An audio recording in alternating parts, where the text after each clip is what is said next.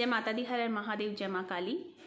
तो स्वागत है आप सभी का 10 महाविद्या सीरीज में। और आज की जो हमारी महाविद्या है वो है देवी धूमावती, जो कि 10 महाविद्याओं में 7वीं महाविद्या कहलाती है।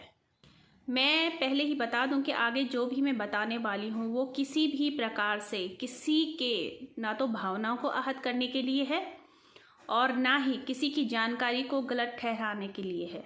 अब मैंने ऐसा क्यों कहा, इसका ये कारण है कि अब जो आगे मैं जानकारी देने वाली हूँ देवी धूमावती के बारे में, तो उनके बारे में इंटरनेट पर कई ऐसे मिथ्या चीज़ें बताई गई हैं जो कि मैं गलत मानती हूँ। और मैं ही क्या, आपको भी खुद लगेगा जब आप ध्यान से मेरी वीडियो को अंत तक सुनेंगे, देखेंगे, तो आपको भी खुद ही महसूस होगा कि शायद वास्तव में वो चीज़ें गलत बताई गई हैं। इस वीडियो से आपको इंटरनेट की जितनी आपने जानकारी हासिल की है देवी धूमावती के बारे में, इस वीडियो से कहीं भी वो जानकारी मैच नहीं करती हैं। तो वीडियो को इसलिए लास्ट तक सुनिएगा, देखिएगा, क्योंकि ये वीडियो बहुत ही इंटरेस्टिंग होने वाली है। क्योंकि मैं इंटरनेट की कुछ बातों को धूमावती के बारे में जो कही गई हैं उन्हें गलत साबित करने वाली हूँ। मोस्टली देवी धूमावती के बारे में जो भी जानकारियाँ दी जाती हैं 80 से 90% वो गलत ही सुनने को मिली हैं। क्योंकि 80 से 90% की वीडियो में दी गई जानकारी में यही अक्सर सुनने को मिलता है कि जो देवी धूमावती हैं वो अपवित्रता में वास करती हैं, अशुभता को दर्शाती हैं और अलक्ष्मी उन्हें कहा जाता है। तो आगे आप इस वीडियो में आपको सुनने को मिलेगा कि ये बातें कहाँ तक सही हैं और कहाँ तक गलत हैं। तो इसी क्रम में सबसे पहले मैं आपको बता दूं कि जो अलक्ष्मी धूमावती को कहा जाता है कि धूमावती क्या है, अलक्ष्मी का स्वरूप भी है। अब सबसे पहले जान लेते हैं अलक्ष्मी के बारे में कि अलक्ष्मी कौन है, और आपको खुद पता चलेगा कि अलक्ष्मी और धूमावती में क्या डिफरेंसेस हैं। ठीक है, अलक्ष्मी जो हैं वो उद्दालक ऋषि की पत्नी हैं, सुहागिन हैं, विवाहिता हैं, और ये महालक्ष्मी की बड़ी बहन है, इसलिए इन्हें ज्येष्ठा लक्ष्मी भी कहा जाता है। और अगली बात है कि अलक्ष्मी जो हैं वो काले वस्त्र धारण करती हैं, काले वस्त्र में ज़्यादा रहती हैं। अब जान लेते हैं कि अलक्ष्मी और धूमावती में अंतर क्या है, क्यों धूमावती जो है वो अलक्ष्मी नहीं हो सकती हैं। धूमावती जो हैं वो श्वेत वस्त्र में आपको दिखेंगी, सफ़ेद रंग की उन्होंने साड़ी पहनी होती है, उन्हें आपको हर पिक्चर में वो सफ़ेद रंग की साड़ी में ही दिखेंगी। और उनका जो फेस स्ट्रक्चर है और मतलब जो बॉडी स्ट्रक्चर है वो बहुत ही आपको कुरूप टाइप का दिखता है।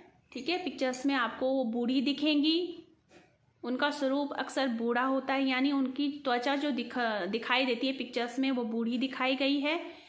उन्हें सुंदर बिल्कुल भी नहीं दिखाया गया है। वो श्वेत वस्त्र धारण करती हैं, आभूषण उनके कुछ भी नहीं पहने होते हैं।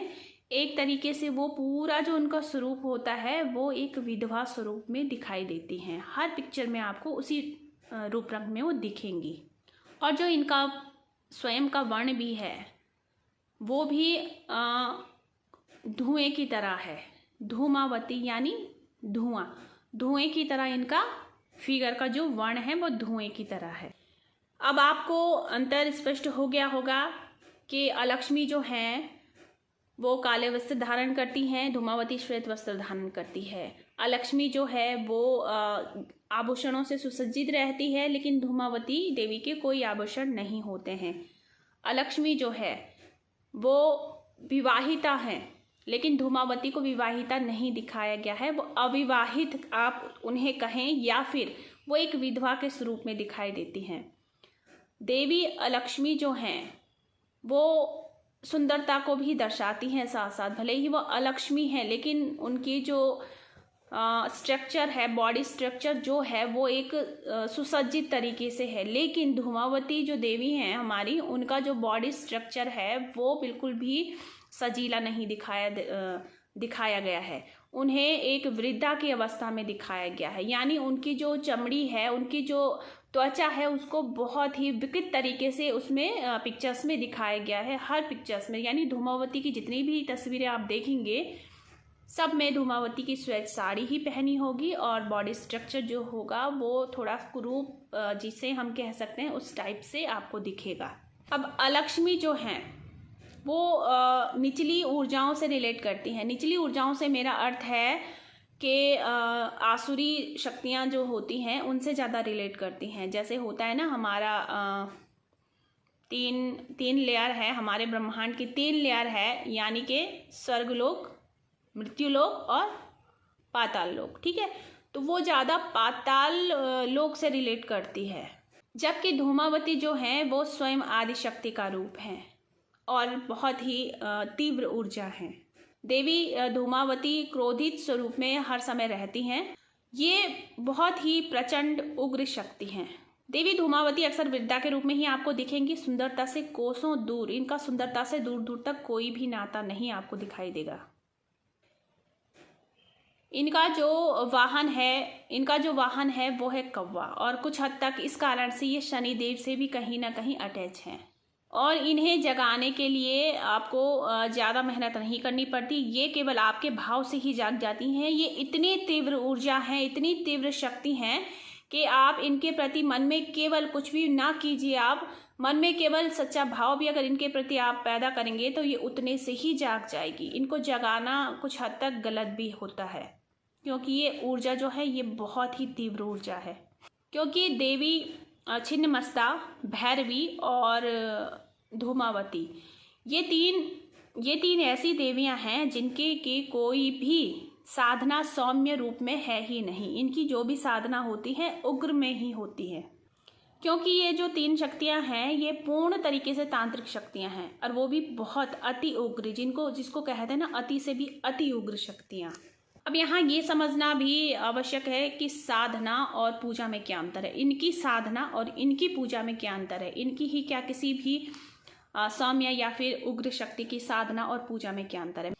मैं हर वीडियो में किसी न किसी जगह पर ये जरूर ऐड कर देती हूँ कि साधना और पूजा में आप अंतर समझिए, क्योंकि अक्सर गलतियाँ हो रही हैं। कई लोग परेशान हो जाते हैं बाद में, साधना को एक नॉर्मल पूजा समझ बैठते हैं और साधना ऐसी शक्ति की कर लेते हैं कि जिनकी उन्होंने कभी पूजा तक नहीं की, नाम तक नहीं सुना, और एक लालच में आकर के कि इस साधना से आपको बहुत कुछ प्राप्त हो जाएगा, गलत तरीके से आप साधना उठा लेते हैं और ऐसी शक्ति की साधना उठा लेते हैं गलती से कि जो आपके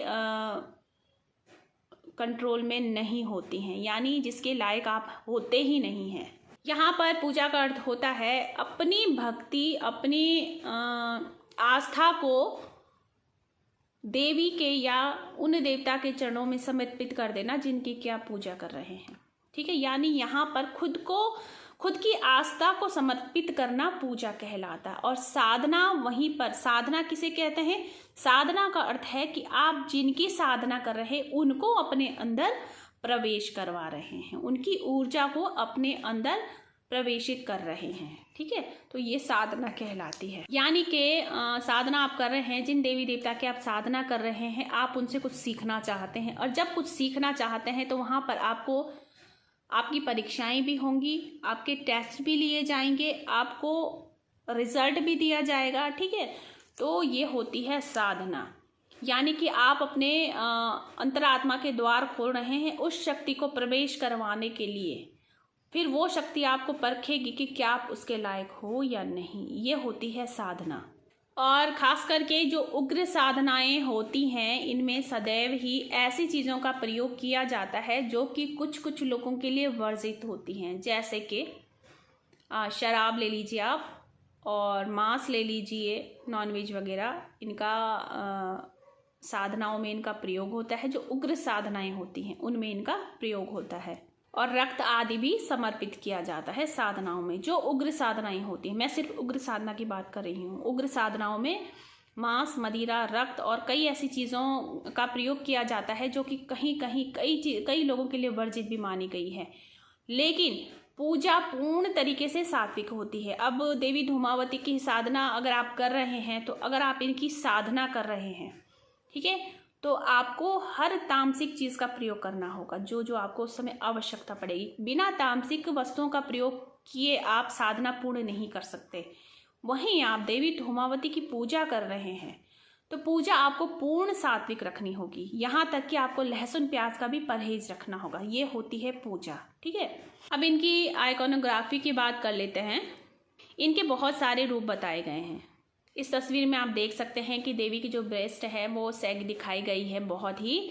तो इसका भी एक कारण, क्योंकि यहाँ पर देवी को बहुत उग्र दर्शाया गया है। देखिए खास तौर पर जो एक स्त्री तत्व होता है तो वो एक मातृत्व भाव में होता है, ठीक है।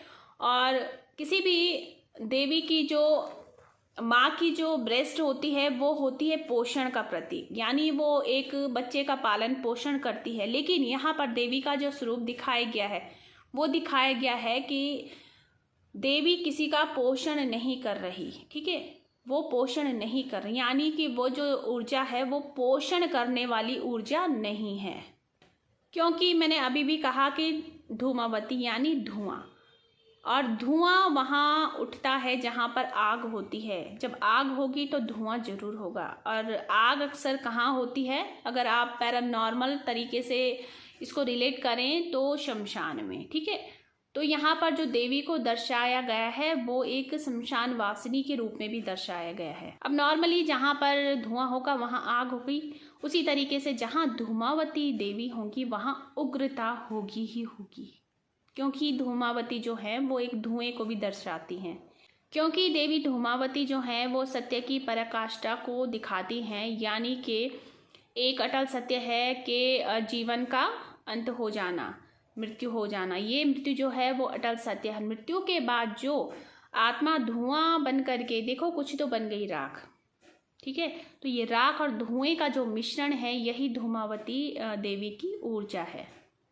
यानी कि यहाँ एक आत्मा ने जो है वो सब कुछ त्याग करके सत्यता को धारण कर लिया है। वहीं पर धूमावती दिखाती हैं कि सब कुछ त्याग करके वो एक सत्यता को धारण कर रही हैं। ये दिखा रखा है इन्होंने यहाँ पर अपने इस स्वरूप में। और क्योंकि सत्य हमेशा कठोर होता है और जो माया होती है वो बहुत रूपवान होती है, इसलिए यहाँ पर धूमावती देवी को जो रूप दिखाया गया है वो बिल्कुल सत्यता उनमें वो सत्य की पराकाष्ठा को ही दर्शाती हैं। क्योंकि माया जो होती है बहुत रूपवती होती है, लेकिन सत्य जो होता है हमेशा कड़वा होता है, कठोर होता है। अब करते हैं हम देवी के दूसरे स्वरूप की बात। अब इस पिक्चर में आप देख सकते हैं कि यहाँ पर देवी ने सूप पकड़ा हुआ है अपने हाथ में, और साथ ही जो देवी के हाथ और होते हैं वो होते हैं अभय और वरद मुद्रा में। अब यहाँ पर जो देवी ने सूप पकड़ा है अपने हाथ में वो किस लिए पकड़ा है ये भी सुन लीजिए। सूप से अक्सर क्या होता है, अनाज के जो बेकार सी चीज़ें, अनाज के साथ जो बेकार सी चीज़ें आ जाती हैं, कूड़ा करकट आ जाता है, या फिर धान के जो बेकार डंठल्स वगैरह होते हैं वो आते हैं, तो उनको क्या है सूप अलग करता है। तो ये जो सूप देवी के हाथ में है ये हमारे कर्मों की छटनी करता है। यहाँ पर देवी जो दर्शा रही हैं वो ये दिखता है कि जो सूप देवी भगवती ने अपने हाथ में लिया है वो हमारे कर्मों की छटनी करता है, यानी अच्छे बुरे कर्मों को अलग करता है। और देवी का जो ये वाला स्वरूप है जिसमें देवी ने सूप हाथ में लिया है और अभय और वरद मुद्रा में देवी हैं, ये जो स्वरूप है ये पूजा के लिए अति शुभ माना गया है। आप इस स्वरूप की पूजा कर सकते हैं। अब जो ये पिक्चर आप देख रहे हैं इसे आप देख सकते हैं, ये माँ के इसमें 4 हाथ हैं और एक में झाड़ू पकड़ा है, एक में सूप पकड़ा है। झाड़ू भी हो सकता है और कहीं कहीं लालटेन भी दिखाई गई है। और जो 2 हाथ हैं इनके वरद और अभय मुद्रा में होते हैं, क्योंकि इन्हें सफाई बहुत पसंद है, पवित्रता बहुत पसंद है, आत्मा की भी और स्थान की भी। और यदि ये कहीं पिक्चर में आपको लालटेन पकड़ी हुई दिखती हैं तो इसका अर्थ ये है कि ये हमारे मार्ग को, ये हमें इसमें माया से बाहर निकलने का रास्ता दिखाती हैं, सत्य से अवगत करवाती हैं। यहाँ पर इनके साथ शिव भी होते हैं, यानी यहाँ पर देवी अपने पूर्ण स्वरूप में है शिव के साथ। और देवी धूमावती का जो ये रूप बना इसके पीछे एक कथा भी है कि एक बार देवी पार्वती को बहुत भूख लगी। उन्हें इतनी भूख लगी कि उनसे भूख सहन नहीं हो पाई, वो बहुत व्याकुल हो गई। लेकिन शिव जो थे वो कई समय से अपनी समाधि में लीन थे और उनके बहुत जगाने पर भी जब शिव नहीं जागे तो उन्होंने क्रोध में आकर के शिव से कहा कि यदि आप मेरी भूख शांत नहीं करेंगे तो मैं आपको ही खा जाऊंगी। इतना कहने के बाद भी जब शिव अपनी समाधि से नहीं जागे तो देवी माँ ने अपना स्वरूप बड़ा कर लिया, और इतना बड़ा कर लिया कि उन्होंने अपने ही पति शिव को निगल लिया। जैसे ही उन्होंने शिव को निगला वैसे ही उन्हें आत्मज्ञान हुआ कि मैंने ये क्या कर दिया, मैंने तो अपने सुहाग को ही निगल लिया। उसके बाद देवी ने अपना स्वरूप जो है वो एक विधवा के रूप में परिवर्तित कर दिया। और ये जो देवी हैं ये अनाहत चक्र में विराजती हैं। अनाहत चक्र यानी हृदय चक्र भी जिसे कहा जाता है। अब आप समझेंगे कि देवी ने ऐसा कर्म किया कि देवी ने यहाँ पर इस स्वरूप में माँ पार्वती ने अपने ही सुहाग को निगल लिया। तो अनाहत चक्र तो प्रेम का प्रतीक होता है, प्रेम श्रृंगार। लेकिन धूमावती को देखकर कहीं भी प्रेम या श्रृंगार नहीं आपको दिखाई दे रहा है। तो मैंने जो अभी आपको कथा सुनाई, ठीक है, जिसमें अभी पार्वती माँ ने शिव को निगल लिया, तो उन्होंने जब शिव को निकला तो वो प्रेम ही था कि उन्होंने अपना सब कुछ त्याग दिया। जब उन्होंने देखा कि मैंने अपने ही पति को निगल लिया है तो उन्होंने अपना सब कुछ त्याग दिया। वही प्रेम है। उसी प्रेम के पीछे उन्होंने इतनी ग्लानि महसूस की है कि उसके बाद उन्होंने अपना सब कुछ त्याग दिया, यहाँ तक कि उन्होंने अपना रूप भी त्याग दिया। ठीक है, तो जब उन्होंने अपना सब कुछ त्याग दिया उसके बाद उनका जो स्वरूप बना वो माँ धूमावती के रूप में बना। यानी उन्होंने अपने को ही समाप्त कर दिया वहाँ पर। वो एक केवल एक कुरूप, एक बिना श्रृंगार के और धुएं के स्वरूप में एक बेजान सी स्त्री बन करके रह गई। या बिल्कुल भी ना समझिए कि देवी धूमावती जो है वो बिल्कुल प्रेममयी नहीं है। उनके अंदर बहुत प्रेम है, बहुत दया है, लेकिन आपके भाव किस प्रकार से उनके प्रति है ये ज़्यादा निर्भर करता है। मैंने आपको बता दिया वीडियो में कि आप कौन से स्वरूप की पूजा कर सकते हैं, कौन सा स्वरूप उनकी पूजा के लिए अति शुभ माना जाता है। तो आशा करती हूँ कि इस वीडियो से आपको कम से कम जिन लोगों के मन में देवी धूमावती के बारे में नेगेटिव थिंकिंग भरी गई है कुछ जानकारियों के वजह से, कहीं कई हद तक शायद हो सकता है वो नेगेटिविटी हट चुकी होगी और आपका जो ओपिनियन है देवी धूमावती को लेकर के वो चेंज हुआ होगा। तो मेरी ये वीडियोस जो है महाविद्या पे ये कुछ ज़्यादा ही लंबी हो रही है। इसे मैंने छोटा बनाने का प्रयास किया है लेकिन फिर भी ये थोड़ा सा लंबी तो हो ही गई है। तो आशा करती हूँ कि आप लोग बने रहेंगे इस सीरीज़ में। मैंने पिछली वीडियो में भी बताया था कि बाकी की जो सीरीज़ हैं, बाकी की जो वीडियोस है वो आपको कम्युनिटी में मैंने लिंक शेयर की है, आप जा कर के चेक कीजिए। और मुझे लगता है यहाँ यूट्यूब में कुछ गड़बड़, इस चैनल में कुछ गड़बड़ चल रहा है क्योंकि मेरी जो नोटिफिकेशन है वो जा नहीं रही है लोगों तक, क्योंकि व्यूज़ बहुत ही कम आ रहे हैं। यहाँ पर मुझे पता चल रहा है कि नोटिफिकेशन जो है यूट्यूब पहुँचा नहीं रहा है। अब किस वजह से ऐसा हो रहा है मुझे नहीं पता। नॉर्मली वीडियो बनाती हूँ और शेयर कर देती हूँ, ठीक है, क्योंकि मेरा ध्यान सिर्फ जानकारी पे रहता है कि मैं कौन सी जानकारी आपके लिए लेकर के आऊँ। तो मुझे पता नहीं है कि ऐसा क्यों हो रहा है कि व्यूज़ बहुत ही कम आ रहे हैं। तो मैं समझ नहीं पा रही हूँ कि ऐसा क्यों है, ठीक है। हाँ, बीच में मैंने गैप भी किया था वीडियोस डालने में क्योंकि मेरा फोकस जो था वो प्रेम भक्ति सरगम पे था, क्योंकि ये महाविद्या की सीरीज़ में उसमें चला रही हूँ और मन किया तो इसमें मैंने वीडियो बना करके 2 डाल दी है। यानी मैंने एक वीडियो इससे पहले शेयर की थी और एक ये है। तो आप दोनों चैनल में जा कर के देख सकते हैं, इसमें या उसमें। मैं दोनों में ही वीडियोज़ डाल रही हूँ और जुड़े रहिए 10 महाविद्या के साथ नई नई जानकारी के लिए। और अगर नए हैं तो चैनल को सब्सक्राइब किए बिना मत जाइएगा, बिल्कुल भी नहीं। और अच्छी लगती है वीडियो तो लाइक ज़रूर कर दीजिएगा। लाइक बिल्कुल नहीं आ रहे हैं, शायद मुझे लगता है कि मेरी वीडियोस आप लोगों को पसंद नहीं आ रही है, मेरी दी गई जानकारी आप लोगों को पसंद नहीं आ रही है। लेकिन फिर भी मेरा दायित्व बनता है कि जो मेन चीज़ें मैं आप लोगों तक ले करके आऊँ। कोशिश करूँगी कि अगली जो और 3 महाविद्याएँ हैं उनकी भी मैं इसी प्रकार से इस चैनल में भी वीडियो अपलोड कर दूँ। तो बने रहिएगा 10 महाविद्या की सीरीज़ में। अगले वीडियो में हम बात करेंगे देवी बगलामुखी के बारे में, जो कि 10 महाविद्या की 8वीं शक्ति है। तो बने रहिएगा, माँ के चरणों से जुड़े रहिएगा। जय माता दी, हर हर महादेव, जय माँ काली।